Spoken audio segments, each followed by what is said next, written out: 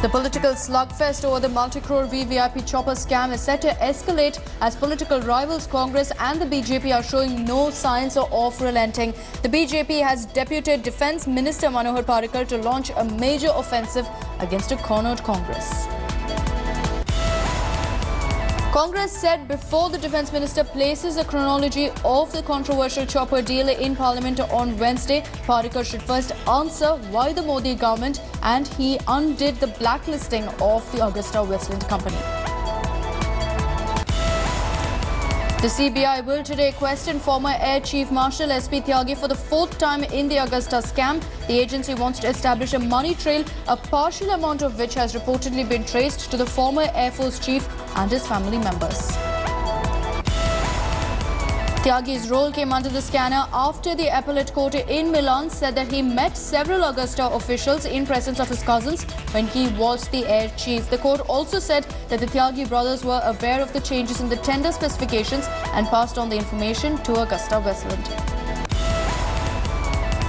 The cover-up by Augusta middleman Christian Michel unravelled. Documents show Michel floated a bogus firm to lure Defence Ministry officials. 7 crore funding was used to purchase property in Delhi. Once the deal was signed, the properties were sold.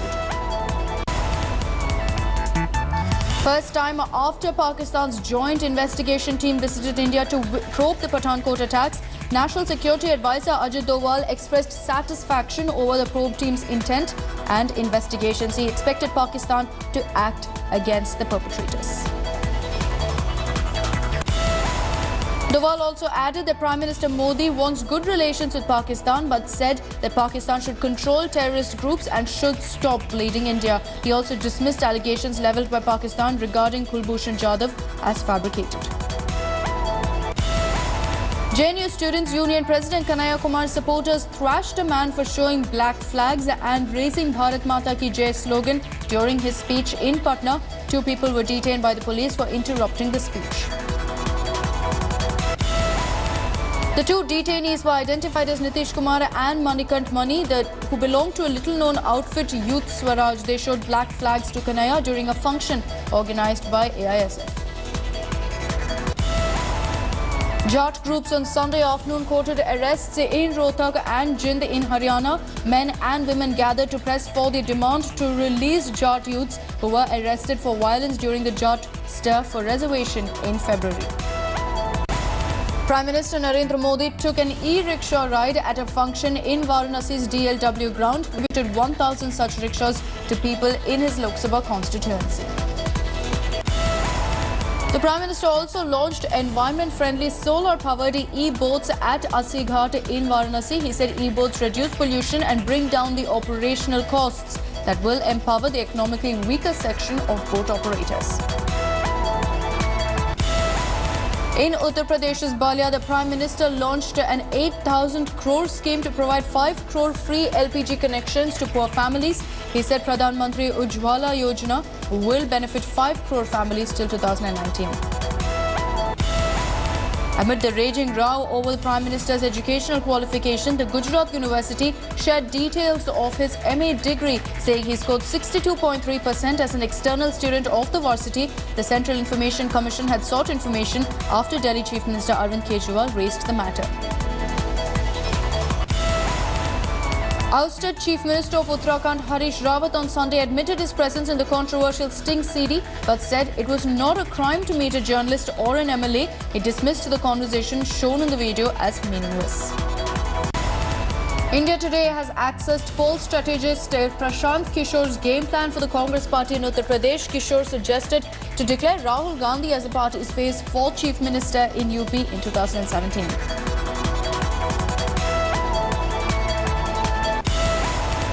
While Rahul Gandhi is reportedly mulling over Prashant Kishore's suggestions, he further urged to make Priyanka the party's face in Uttar Pradesh. If Rahul does not agree to take up the proposal, Congress may carry out a rejig of its state leadership next fortnight.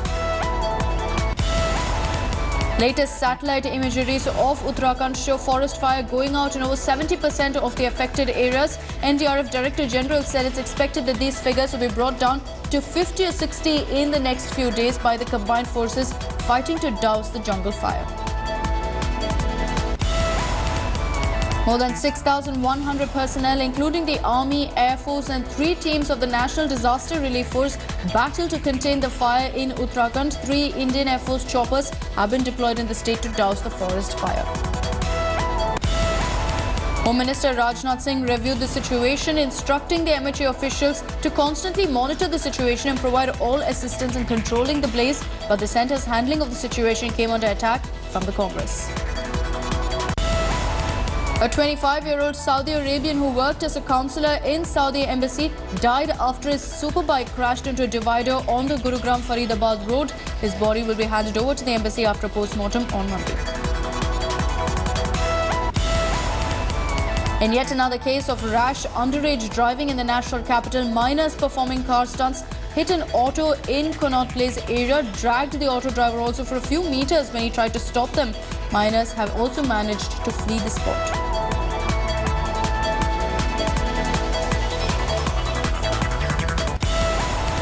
A 7-year-old girl was allegedly assaulted by Trinamool Congress supporters and her house was ransacked in Haridevpur area of South Kolkata. Police arrested 3 accused in the case but granted them interim bail from the station itself.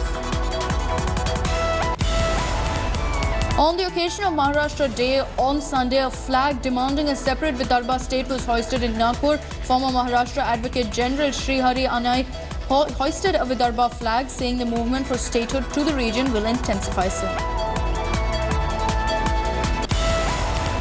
A 4-year-old boy was rescued from a 200-feet borewell in Mandanwan village in Pune but tragically passed away while being rushed to the hospital. 4-year-old Sunil had undergone a 30-hour ordeal in a borewell after falling into it on Saturday.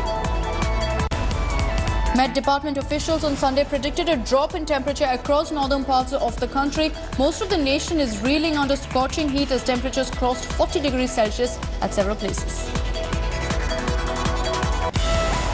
The Swaraj Abhiyan and the Centre for Science have demanded an immediate action on the use of the Manrega funds for water conservation to deal with the severe drought crisis that the country is facing. Anti-Corruption Bureau officials arrested a Deputy Transport Commissioner in Andhra Pradesh after conducting raids that unearthed assets worth 800 crore rupees. After his arrest, A. Mohan was remanded for 2 weeks by the Vijayawada court. AIADMK Supremo and Tamil Nadu Chief Minister Jayalalitha targeted the DMK Congress tie-up for the assembly polls, calling it a corrupt alliance. She alleged that no election promise was fulfilled by DMK unless it benefited party president M. Karunanidhi and his family. Assam Chief Minister Tarun Gogoi has been hospitalized after he complained of stomach-related problems. According to doctors, his condition is stable and he is recovering fast. Governor P.B. Acharya visited the hospital and wished him a speedy recovery. 8 coaches of the Delhi Faizabad Express got derailed near Hapur in Uttar Pradesh on Sunday, resulting in several passengers being injured. No deaths reported in the accident. The train was on its way from Old Delhi to Faizabad. The incident took place at around 9 p.m. between Garmukteshwar and Kandadar stations of the Moradabad division. Traffic on both up and down line on Delhi-Moradabad section was affected. A relief train as well as a medical van were immediately rushed to the spot. 6 people lost their lives and 2 others suffered injuries after a 3-storied building collapsed in Mumbai's Kamatipura. The building was over 100 years old and was undergoing repair work, which is being overseen by a local civic body.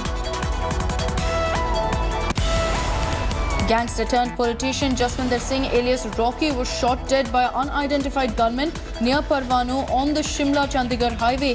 Rocky had been vacationing in Shimla and was heading to Punjab when the shootout occurred. Twin child marriages were solemnized in Rajasthan's Minister Anita Bhadel's constituency of Ajmer. The complainant who alerted the authorities about the child marriages was brutally thrashed in front of the local administration. International news now. 2 suicide car bombs claimed by Islamic State killed at least 32 people and wounded 75 others in the center of the southern Iraqi city of Samawa on Sunday. The first blast took place near a local government building and the second one happened at a bus station. Thousands took to the streets of Paris to mark May Day on Sunday, demanding that French workers are better heard by politicians, opposing planned labour law reforms days before legislators begin debating them. German police used water cannons on right-wing demonstrators after violent scuffles broke out at a May Day demonstrations. Rallies in the eastern city of Cologne were dominated by violent confrontations between right-wing and left-wing groups. Thousands of Cubans marched across the country to mark the International Labour Day. Cubans showed their support for the country's political system 1 month after US President Barack Obama visited the island. Brussels airport has partially reopened its departure hall. This was on Sunday, less than 6 weeks after Islamic State suicide bombers killed 16 people there in blasts that gutted several parts of the building. In the latest from the world of sports, change in captaincy has proved out to be a tasteful experiment for Punjab as they defeated table-toppers Gujarat by 23 runs. Half-century from captain Vijay and maiden hat-trick from Akshar Patel gave Punjab their second win in this season of the IPL. Pune suffered yet another humiliating loss in this season of IPL when they faced reigning champions Mumbai at home. Mumbai won the contest by 8 wickets as Rohit Sharma's 85 marched his side to the second position in the points table. It's a Delhi boys face-off as Virat Kohli's Bangalore will host Gautam Gambhir's Kolkata on Monday at Bangalore. With 4 wins out of 7, Kolkata holds an outside chance against the 7th position Bangalore. Australian all-rounder Mitchell Marsh has been ruled out of the remainder of IPL by sustaining a side strain. His injury will only add worry to the woes of Pune as they've already lost the services of Kevin Peterson, Faf du Plessis and Steve Smith due to injuries. A Lok Sabha MP and BCCI Secretary Anurag Thakur has introduced 3 private member bills, including a significant National Sports Ethics Commission bill which recommends 10 years of jail term for any sports person indulging in match fixing.